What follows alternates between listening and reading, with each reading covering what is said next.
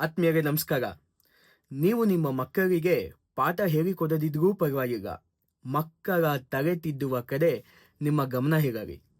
ನಿಮಗೆ ಇಲ್ಲಿ ಕಾಣಿಸ್ತಿರುವಂತಹ ಪರಿಶೀಲನಾ ಪಟ್ಟಿಯನ್ನ ಇಟ್ಕೊಂಡು ಪ್ರತಿದಿನವೂ ಇಲ್ಲಿ ಸೂಚಿಸಿರುವ 4 ಚಟುವಟಿಕೆಯನ್ನ ಮಗು ಮಾಡ್ತಿದ್ಯಾ ಇಲ್ವಾ ಎಂಬುದನ್ನು ಖಾತ್ರಿಪಡಿಸಿಕೊಳ್ಳಿ. ಹೀಗೆ ಕನಿಷ್ಠ 3 ತಿಂಗಳಾದರೂ ತಪ್ಪದೇ ಮಾಡಿದರೆ ಸಾಕು. ಅನಂತರ ಅದು ಮಕ್ಕಳಿಗೆ ಅಭ್ಯಾಸವಾಗಿ ಬಿಡುತ್ತೆ. ಮುಂದೆ ನಿಮ್ಮ ಮಕ್ಕಳು ನಿಮ್ಮ ಬಳಿ ಏರಿಸಿಕೊಳ್ಳದೆಯೇ ಮಾನಸಿಕ ವ್ಯಾಯಾಮವನ್ನ ಸ್ವಯಂ ಪ್ರೇರಿತರಾಗಿ ಮಾಡಿಕೊಂಡೋಗ್ತಾರೆ. ಆರಂಭದ 3 ತಿಂಗಳು ಮಾತ್ರ ನಿಮ್ಮ ಕೆಲಸ. ನೀವು ಖುದ್ದಾಗಿ ಪರಿಶೀಲನೆ ಮಾಡ್ತಿರಬೇಕು. ಒಂದು ಪರಿಶೀಲನಾ ಪಟ್ಟಿಯನ್ನು ತಯಾರಿಸ್ಕೊಳ್ಳಿ. ಈಗ ನಿಮಗೆ ಕಾಣಿಸ್ತಿರುವಂತಹ ಪರಿಶೀಲನಾ ಪಟ್ಟಿಯನ್ನು ತಯಾರಿಸಿಕೊಂಡು ನಿತ್ಯ ಬೆಳಗಿನ ನಡಿಗೆ ಮಾಡಿದ್ಯಾ, ಮಾನಸಿಕ ವ್ಯಾಯಾಮ ಮಾಡ್ತಿದ್ಯಾ, ಉದ್ಘೋಷವನ್ನು ಹೇಳ್ಕೊಂಡಿದ್ಯಾ, ಓದುವ ಮುನ್ನ ಮಾನಸಿಕ ವ್ಯಾಯಾಮವನ್ನು ಮಾಡ್ತಿದ್ಯಾ ಎಂಬುದರ ಬಗ್ಗೆ ಪರಿಶೀಲನೆ ಮಾಡಿ.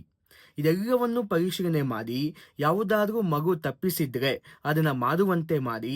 ಅದೆಲ್ಲವೂ ಮಾಡಿದ ನಂತರ ನೀವು ಪರಿಶೀಲನೆ ಮಾಡಿದ್ದೀನಿ ಅಂತ ಒಂದು ಸಹಿ ಹಾಕಿ. ನೆನಪಿಡಿ ಪೋಷಕರೇ, ನಿಮ್ಮ ಮಕ್ಕಳಿಗೆ ಯಶಸ್ಸಿನ ದ್ರವ್ಯವನ್ನು ತುಂಬುವ ಕೆಲಸದಲ್ಲಿ ನೀವು ಯಶಸ್ವಿಯಾಗಬೇಕಾದ್ರೆ ನಿಮ್ಮಲ್ಲೂ ಸಕಾರಾತ್ಮಕವಾದ ಗುಣಗಳಿರಬೇಕು. ಆ ಕಾರಣದಿಂದ ನೀವು ನಿಮ್ಮ ಮಕ್ಕಳೊಂದಿಗೆ ಮಾನಸಿಕ ವ್ಯಾಯಾಮವನ್ನು ತಪ್ಪದೇ ಮಾಡಿ. ಇನ್ನಷ್ಟು ವಿಚಾರವನ್ನು ನಾಳಿನ ಸಂಚಿಕೆಯಲ್ಲಿ ನಿಮ್ಮೊಂದಿಗೆ ಹಂಚಿಕೊಳ್ತೇನೆ. ಧನ್ಯವಾದ. ಶುಭ ದಿನ.